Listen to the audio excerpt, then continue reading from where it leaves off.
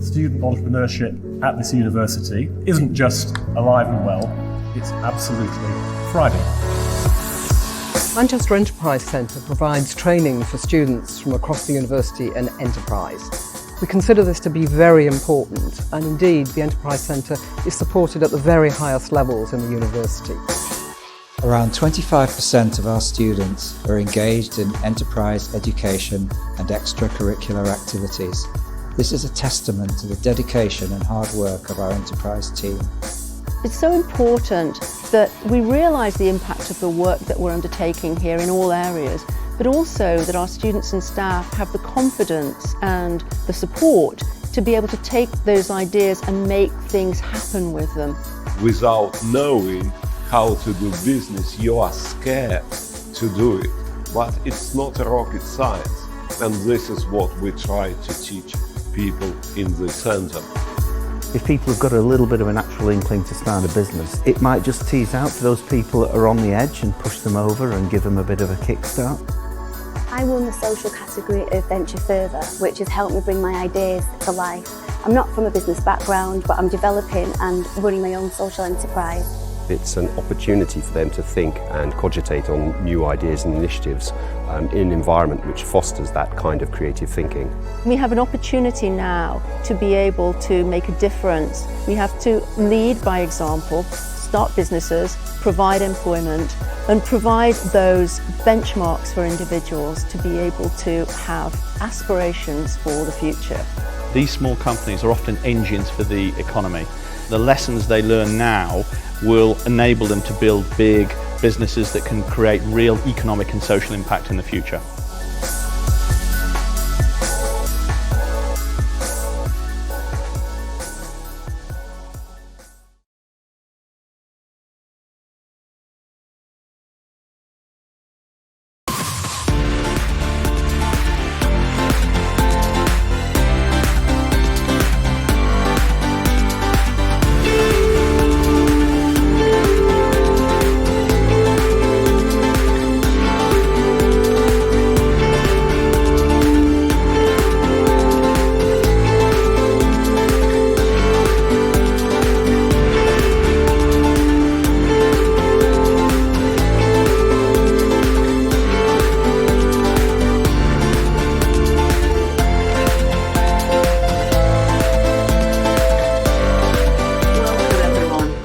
To the 2020 Ellie and Britt Harari Graphene Enterprise Awards.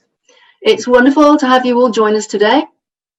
Although COVID-19 has prevented us from delivering many of our usual face-to-face activities this year, it has allowed us to develop some new and engaging methods of teaching our students. It's also enabled us to deliver our events for a much broader audience across all parts of the world, such as this evening's Harari Awards celebration. We're able to welcome guests who are in different time zones, who perhaps haven't had the chance to engage with our end-of-year celebrations before, as well as have an audience made up of infinite numbers. We're usually restricted to the capacity of our university rooms. I'm Lynn Shepherd. I'm director of the Massoud Enterprise Centre, and I'd like to welcome all of my colleagues, our students, researchers and alumni, friends and partners of the university who have tuned into this event. And of course, all those who made it to the final and who've been shortlisted for an award. Now in its 7th year, the Ellie and Britt Harari Graphene Enterprise Award, in collaboration with Professor Sir Andre Geim, enables students, researchers and recent alumni from all disciplines across the university to develop an idea relating to graphene and other 2D materials. Standard of entries has been incredibly high. And I'd like to say a special thank you to our partners who supported the applicants throughout the entry process, including the Graphene Engineering Innovation Centre, the University of Manchester Innovation Factory, and IP lawyers from Mewburn Ellis and Potter Clarkson. The winners will receive prize money totalling £70,000 and have the opportunity to receive support from expert groups across the university and its wider networks. This year, the number of entries was the highest we have ever received, and I would like to take this opportunity to thank all of our judges who were incredibly flexible whilst we moved the competition judging to an online format. We not only had colleagues from within the university, but also our wider support partners from outside the university. I'm excited to announce that later on this evening, University of Manchester alumnus and benefactor of this award, Dr. Ellie Harari, will be joining us from his home in the US. Ellie will share with us his experience as an entrepreneur and the journey with his company, Sandis. I'd also like to say thank you to this year's competition organiser, my colleague, Jess Grokert, and the media services team. Believe me, without their support, this online event wouldn't be happening. We were showing videos of our finalists, which may contain some flashing images, so please bear that in mind when watching.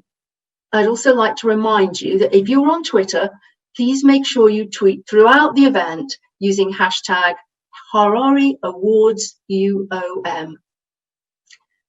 I'll now hand you over to my colleague and Deputy Director of the Centre, Tony Walker, who will give you an overview of the competition. Lynn, my name is Tony Walker and I'm the Deputy Director of the Masood Enterprise Centre.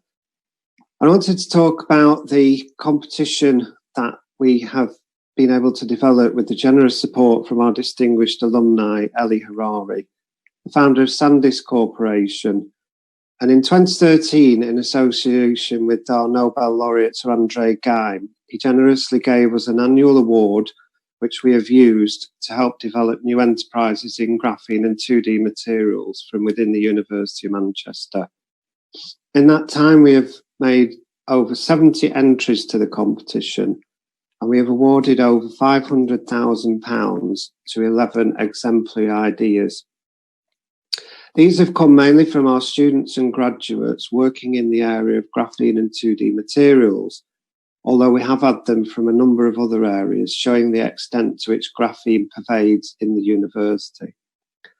It's generated many amazing examples of our capabilities, with enterprises ranging from graphene-based membranes for environmental water treatment and desalination, hydrogels with graphene for improving soil conditions and land remediation, aerogels for massively improving hydrogen storage and carbon capture, and graphene implantable electrodes to treat brain tumours and prolong life in cancer patients.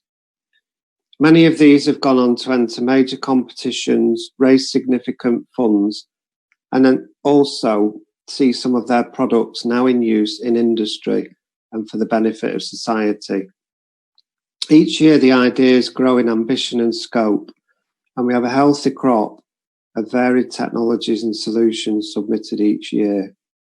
These really reflect the expanding ecosystem in Manchester that is organising itself to grow the potential of graphene and 2D materials to solve not only industrial problems but societal problems as well.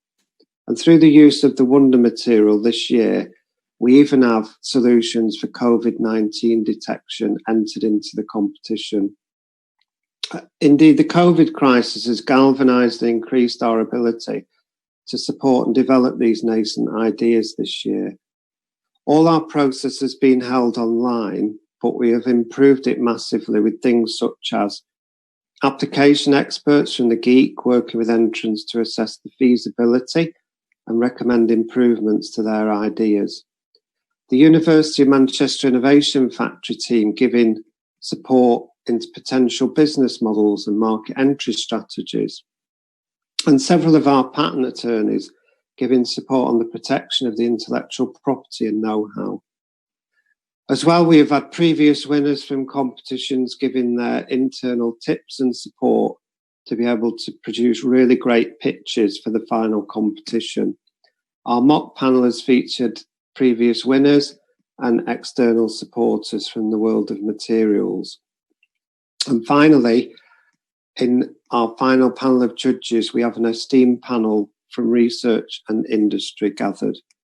So overall, 2020 has seen a significant uplift in support and given a consequent boost to this year's entrants, for which we are grateful to all those involved. You will now see a video giving an overview of graphene at Manchester. Manchester, birthplace of the Industrial Revolution, home to the father of atomic theory John Dalton and the father of modern computing Alan Turing. From Karl Marx to the contraceptive pill, from the co-op movement to the first hard drive, this city has been a constant source of new ideas. And now, well, Manchester is the centre of a new revolution, and it's called graphene. And it was isolated here in the physics department at the University of Manchester. It's so extraordinary that in 2010, the scientists who made it were awarded the Nobel Prize for Physics. These geniuses did what no one had done before and isolated graphene, creating the first ever man-made material in 2 dimensions. Graphene has almost limitless potential. It's so light and so thin, but it's strong and it's dynamic. The visions, the predictions of sci-fi writers and tech gurus are finally within our grasp. It is a carbon sheet, 1 atom thick, but 200 times stronger than steel. It's the lightest, most conductive man-made material on Earth. It can be used for DNA sequencing at a nanoscopic level. It can be programmed to attach itself to specific cells, like cancer cells, which will revolutionise medicine. It's almost completely impermeable and could be fundamental to the storage and transport of fuels of the future. It stretches, it twists, it rolls to create bendable devices, not just touchscreens, but flexible, transparent components. Graphene devices will be able to carry electricity more efficiently. It could bring us the revolutionary possibility of electric planes. Just a few years, we could all be wearing graphene-laced smart clothing. We could be writing, painting electrically conductive reactive inks. The list is endless. And it is all because of graphene. And it was discovered here at the University of Manchester lab in a city that has always encouraged new ideas. The material of the future in a revolutionary city. Wow. See, for this city, it's not so much a question of where do we start.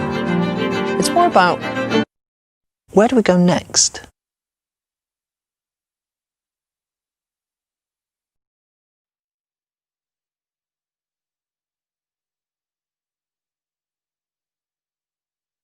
Good afternoon, everybody.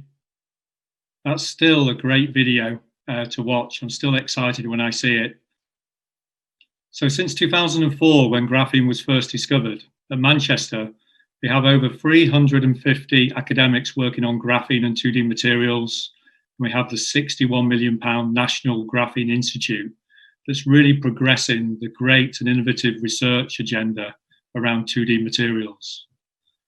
About 18 months ago, we opened our second graphene facility, the Graphene Engineering Innovation Centre. And its role is very much to accelerate the commercialisation of graphene and 2D materials into the many products and applications that you saw in that video, from lighter weight aircraft to new battery forms, through to biomedical applications, through to more grippy, longer lasting running shoes. So we're seeing already a great progress in terms of the products and applications coming to market since that discovery in 2004. One of the key things that we are looking to do, though, is to increasingly work not just with large corporations and existing businesses, but in the new businesses that have created as a result of that graphene revolution, the new startups, the spin-outs that come from academia. And as such, it's been great to work with a number of the student groups in this year's Ellie Harari Award in terms of offering support, in terms of technical support, introduction to the supply chain from those people who might make graphene or 2D materials, through to end users who have problems or challenges that they're looking to solve. So it's great to be involved in supporting the various teams and the finalists, but not just the finalists, the various students who have entered this year's Ellie Harari Award. And going forward, I was one of the judging panel, and I'm confident that we can actually continue to offer support, not just for the winners, but also for the runners-up. And that support could be in terms of access to labs or facilities, access to graphene material, through to access to some of our partners who currently work in the GEEK or the National Graphene Institute. Today, we've worked with over 150 industrial partners, whether it's companies like Airbus or Rolls-Royce, through to organisations like Highways England, through to potentially investment opportunities through the potential organisation that we're creating called Manchester Graphene Company. So lots of opportunities to work with the companies in the Ellie Harari Award going forward. And I look forward to seeing how they progress in the future and how we can accelerate their ideas into products and applications. Before we go on to progress onto the announcement of the winners this evening, I'd just like to introduce you to a previous winner of the Graphene Enterprise Award, Kristian, the founder of Atomic Mechanics. And Kristian is going to share just an insight into the development of atomic mechanics and his experience with the competition. Kristian, over to you. Thank you, James, and thanks for the introduction. Thanks for giving me the opportunity to speak today. And so I'm currently a CTO of Atomic Mechanics. The company was started in 2017, and it came out of a research group headed by my then PhD supervisor, Dr. Gavan, where we were developing a more robust and miniaturized pressure sensor. So one of the discoveries which we found was that the material that we're using was able to measure pressure in extreme conditions, and we could bend this and stretch this and expose it to higher temperatures. In parallel, one of the other academics in our group, Daniel, he is also a co-founder of Atomic Mechanics, and with his electronic engineering expertise, he was able to build circuitry for our sensors. So we were actually able to, within our team, able to make a sort of minimum viable product. So when we had this robust pressure sensor, we started to look into the unique properties that this sensor has compared to existing technologies. And we found that there was this business opportunity in applying this pressure sensor on flexible and transparent film. So at first, there was lots of different applications that we had thought of, and we were actually a little bit muddled with the different ideas, ranging from smartphones to automotives or robotics. However, when we started looking at the Ellie Harari competition, it prompted us to really dig into each market opportunity and hone down into specific applications where there's a real problem that our technology can solve. So on receiving the award, we were able to collaborate more closely with the Tech Transfer Office at the university. So we first started by building some demonstrators. We took these demonstrators out to different showcases or like industrial trade shows and conferences. And that really allowed us to put things into perspective of where our technology fits in and how we can create a business strategy. And you know, we were able to speak to some very large companies like, you know, the Googles and Sonys and Samsungs, but also local startups to find a way who we need to collaborate with to get our product to market. So we got a very good indication of, you know, what our strategy would be from this, but you know, without having any previous business experience ourselves, you know, myself and Daniel and Aravind, we all come from academics background. And it wasn't until some of the guys at the university introduced us to some entrepreneurs through the university network. They came in and sat down, and we started to actually brainstorming more of a business plan and strategy.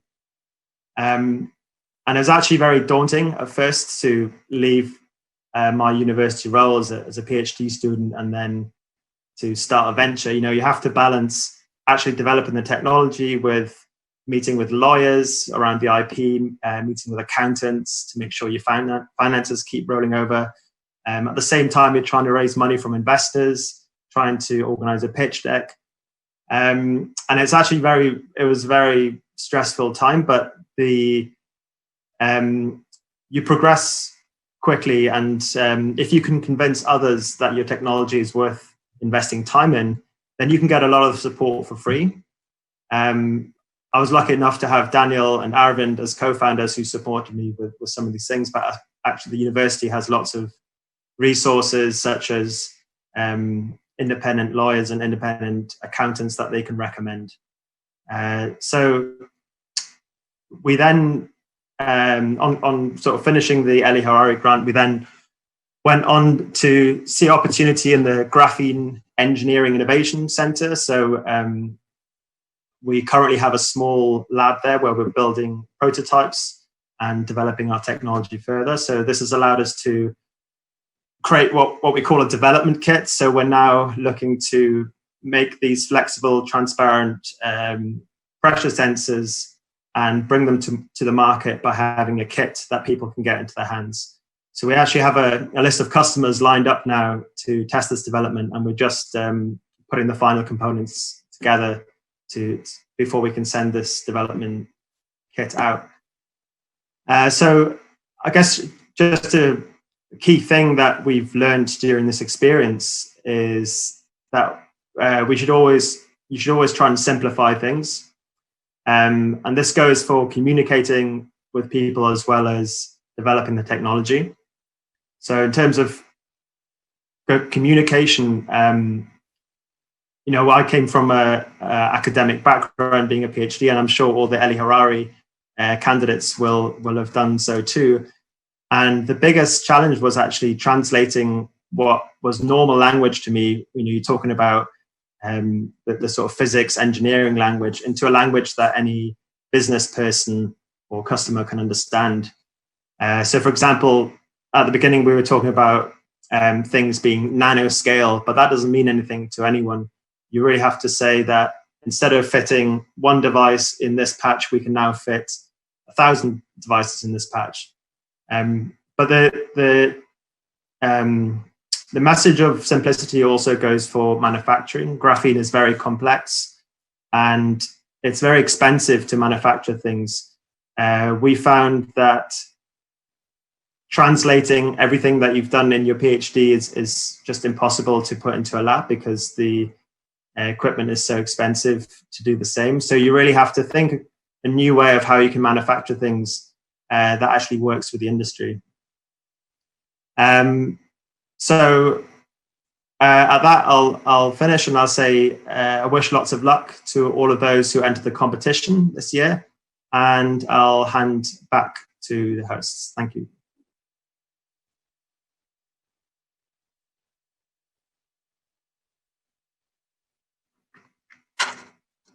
Thank you, Kristian. That was fantastic. Thank you so much for joining us today and sharing your story. It just really goes to show what winning the Harari Award can mean for people. It's a potent mix of early stage funding and access to advice and networks, which really seems to have made that difference for you. And I wish you all the best and all the success, all the future success going forward. So it's now my great privilege and honour. I'm delighted to welcome Dr. Ellie Harari, who is joining us from the US. That's the beauty of running these events through Zoom. We can actually be truly international. Ellie, with his wife Britt, have generously supported the Graphene Enterprise Award since its inception. If you don't know, Ellie graduated from the University of Manchester in 1969, I hope you don't mind me saying that, with a degree in physics, and went on to receive an MA and a PhD from Princeton. Most notable is the global corporation that Ellie co-founded, SanDisk, which pioneered flash memory and continues to expand the possibilities of data storage. Throughout his career, he has been an inventor, an entrepreneur, a public company CEO, and an industry visionary. And in 2014, to add to his many industry and scientific honors, President Obama presented Ellie with the National Medal of Technology and Innovation, the United States' highest honor, recognizing achievement and leadership in advancing the fields of science and technology. So I'm hoping the technology works for us today. So I'm delighted now to be able to hand over to Ellie. Thank you.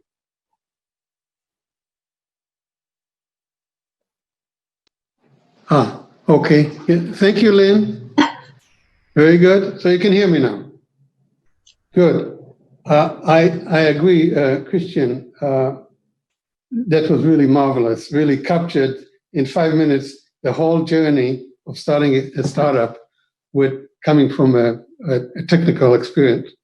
So hello, everybody. I'm in California, in Silicon Valley. So greetings from Silicon Valley to Graphene City. This is what we called Manchester at the time in the early days. I came to Manchester to the physics department in 1966 as a foreign student. And the time was 1966 was just 10 years after the invention of the integrated circuit.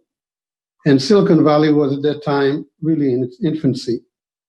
In 1975, as a scientist at Hughes Microelectronics in Southern California, I invented the floating gate E-square-prong transistor, which a decade later became the foundation of today's flash memory, which is $60 billion industry last year. But it took me another 13 years to morph from a scientist to an entrepreneur. In fact, the first time I heard the word entrepreneur was when I was in my early 30s. And my entire plan was I'm going to get the Nobel Prize in physics, so which I failed to do. But anyway, so I founded SanDisk in Silicon Valley at the ripe old age of 43. In Silicon Valley, 43 is old. But over an exhilarating roller coaster ride, we grew the company from nothing to $18 billion in value 25 years later when the company was acquired. At that time, I had already retired. Several times along the way, our journey hit some potholes, and in at least 2 occasions, we were very close to death as a company.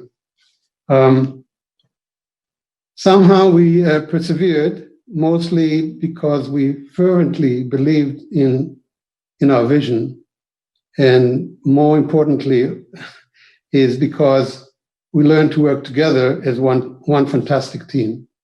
And at the end of the day, with all the great innovations, inventions, patents, it all boils down to people. Who you have with you in a startup, in the trenches, that shares your vision and is prepared to get through lots of failures. So I think that few people are born entrepreneurs. It is an acquired skill. It's often learned, almost always learned through making mistakes. Someone once said that failure is just a stepping stone to success. And I can testify to that. About 7 or 8 years ago, I came to Manchester. I visited Manchester and came across graphene for the first time and was introduced to Professor Andre Geim, Kostya, and Dame Nancy, and started talking about how to do something with this graphene. At that time, it was like there were 90 articles, scientific articles, but not a single patent had been written, and basically no one was thinking of any kind of commercialization. So it was obvious that graphene had a huge potential. It could become a game changer in many fields, just as Silicon Valley became a game changer to everything we do in our lives. But it was also clear that Manchester needed to cultivate a generation of entrepreneurs, not just in graphene, but also in the business development area and other related skills that it takes to convert a technical idea or a technology idea into a real product and eventually real markets.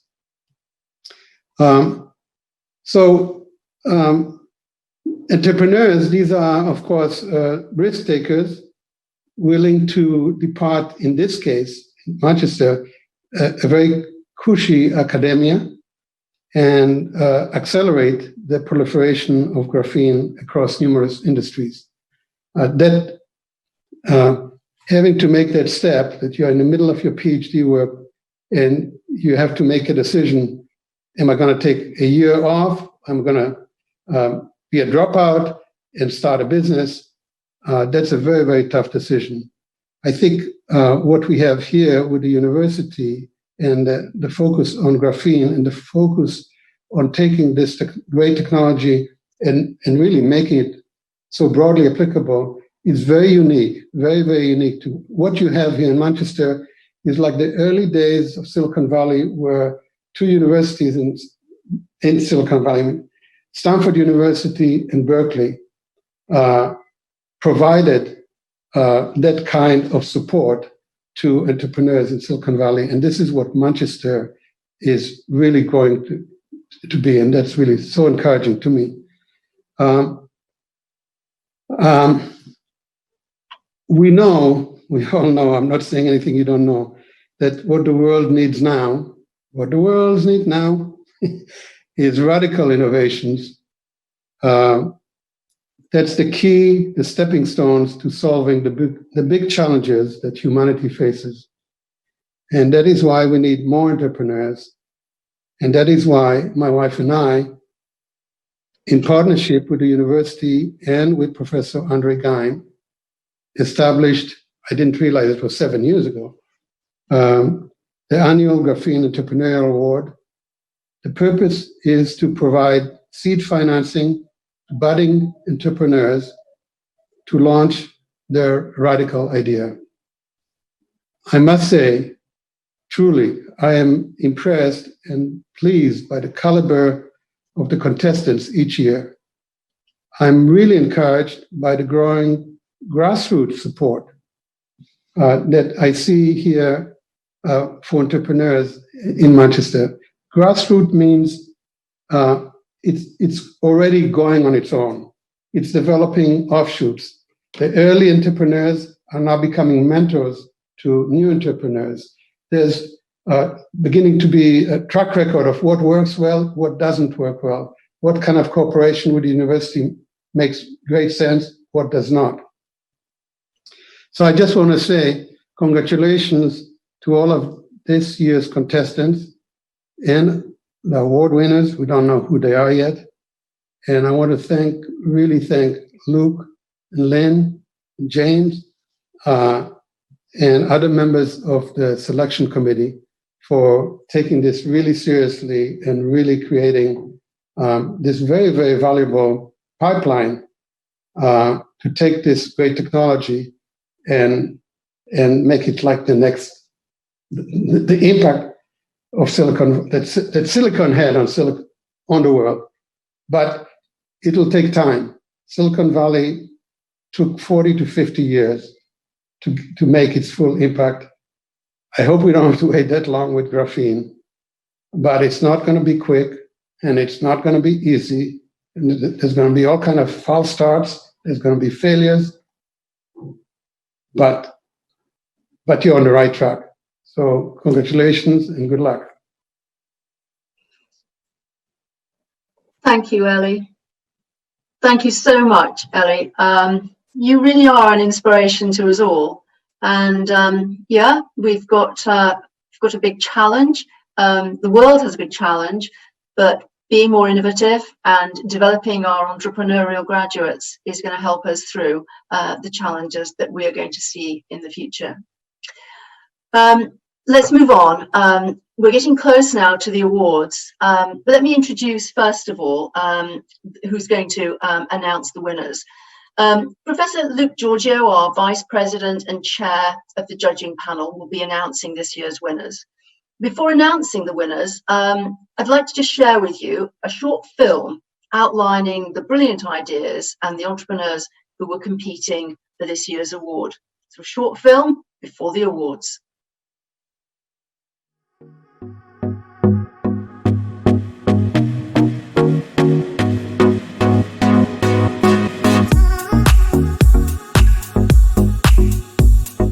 Hi, I'm Nitin and we are Carolite Wastewater Solutions. As human activity drives our planet to its limit, the shortage of clean drinking water urges us to build a more sustainable industry urgently. Our business provides a lower energy consumption solutions for wastewater treatment companies by designing and producing tailored solutions. The technology uses natural sunlight as the driving energy and our novel photocatalyst material as an accelerator to boost the chemical reaction and purifies the wastewater itself. Graphene Green Concrete Limited will be looking at producing new concrete with construction and demolition waste deposited in landfills. The UK is looking at realizing its own landfill deposit by the end of 2030, hence our product is a sure way of realizing this bill. The graphene green concrete is economically viable in terms of cost compared to the conventional concrete, and also have the potential of addressing the disposal of construction and demolition waste currently ravaging the entire world. Hi, I'm Scott, and we are Graphene Trace. We're a group of good friends with a passion for technology entrepreneurship and expertise in 2D materials and product development. The world is suffering from a bad sleep pandemic.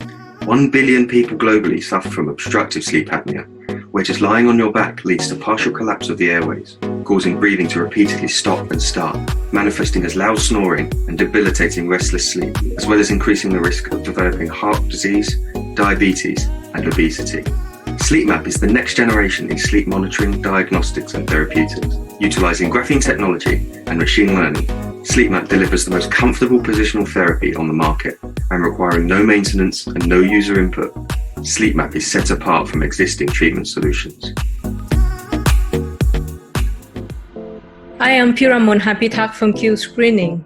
At Q Screening, we are developing tools for the detection of COVID-19 antibody at the point of care. COVID-19 affects people worldwide. To date, more than 500,000 people have died. Our technology is based on a piezoelectric mass sensor. We coat quartz crystal chip with graphene layer to enable a highly sensitive, quantitative, and rapid detection of antibodies. The world healthcare urgently needs low-cost but effective diagnostic tools. Our vision is to tackle this deficiency with graphene-based technologies. My name is Rakesh Kumar, and I'm the Chief Technological Officer at Riptron Limited. At Riptron, we are developing suspended graphene-based gas sensor called SuspSense for real-time air quality monitoring. Air pollution has caused millions of deaths worldwide. The existing solutions for real-time air quality monitoring are complex, expensive, and bulky. Our business mission is to help the world to breathe cleaner air while monitoring air quality in the vicinity environment using portable, smart, and selective personal gas sensor.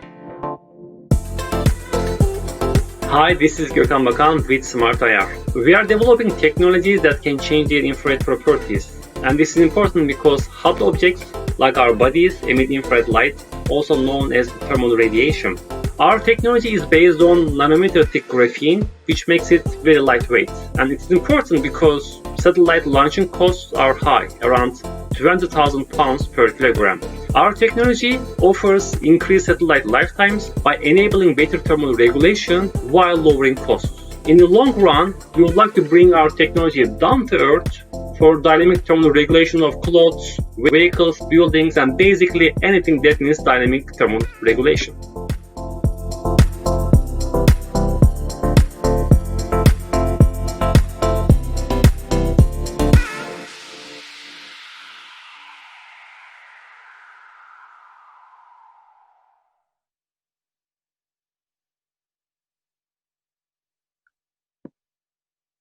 Good evening, everyone.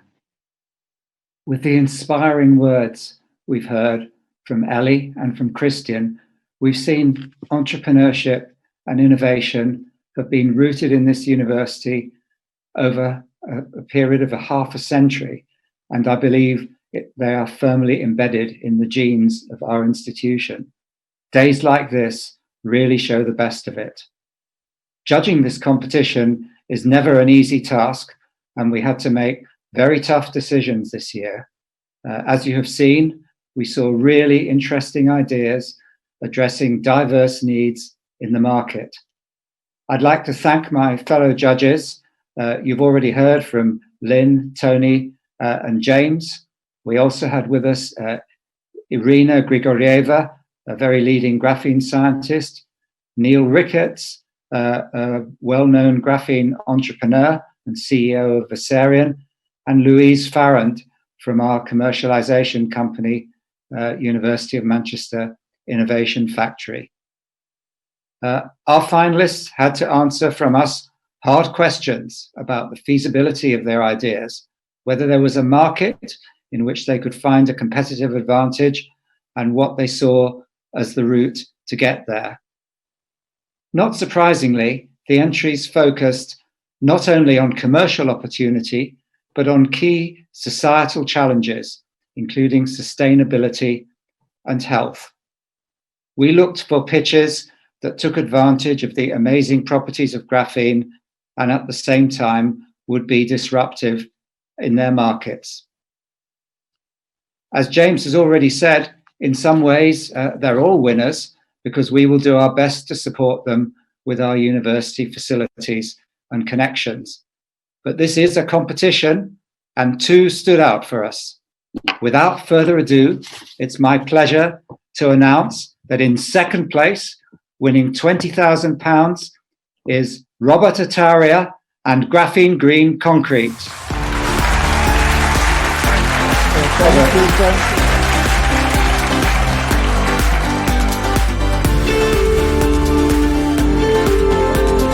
Thank you, Ellie and Harari, for the opportunity and the platform given to us to showcase our idea to be used to solve some of this. I'm very, very grateful, and I promise that myself and my team will use this great award to bring our idea to commercial limelight. Thank you very much. Yeah. Great, Robert, and your innovation, I think, will be a real contribution to sustainability as well. And now, on to the winner of the 2020 Ellie and Britt Harari Graphene Enterprise Award. I am delighted to announce that in first place, winning £50,000, is Scott Dean and his team with Sleep Map. Well done, Scott.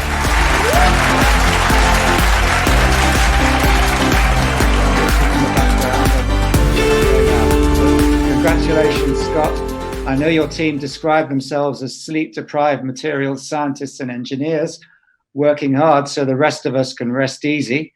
Well, I hope you'll rest easy tonight before getting back to your entrepreneurial journey, but just tell us how you feel. Thank you so much, Luke. So, first of all, we'd like to extend our great thanks to Jess, to Tony, the rest of the organising team, and the judges who have done such a great job of organising this virtual event in some really difficult circumstances. Yeah, we're very proud. We've seen 6 excellent uses of graphene today. We've seen a use case for graphene and how it might form our future from the people who are going to build that future. So I think each and every one of us can be really proud. Sleep Map for us has been a labour of love, and as a culmination of a lot of hard work. And this is just the start of a really exciting journey. So thank you for you all. Thank you, Scott. And I'll hand the screen back to Lynn. Thank you. Thank you so much, Luke, for that. Let me also offer my congratulations to Sleep Map, Graphene Trace, and to Graphene Green Concrete as first and second place winners. Very, very worthy winners of this year's Harari Award. And of course, a special thank you to Ellie and his wife Britt for all their support for this competition over the years. And also a thank you to Professor Sir Andre Geim. It was really his initial inspiration for graphene and the commercial opportunities that exist for our young graduate students that really was the inspiration behind the competition initially. It's been a pleasure to share this evening with you all. I hope you enjoyed it as much as we have. Please keep safe, and we look forward to seeing you again soon. So thank you and goodbye.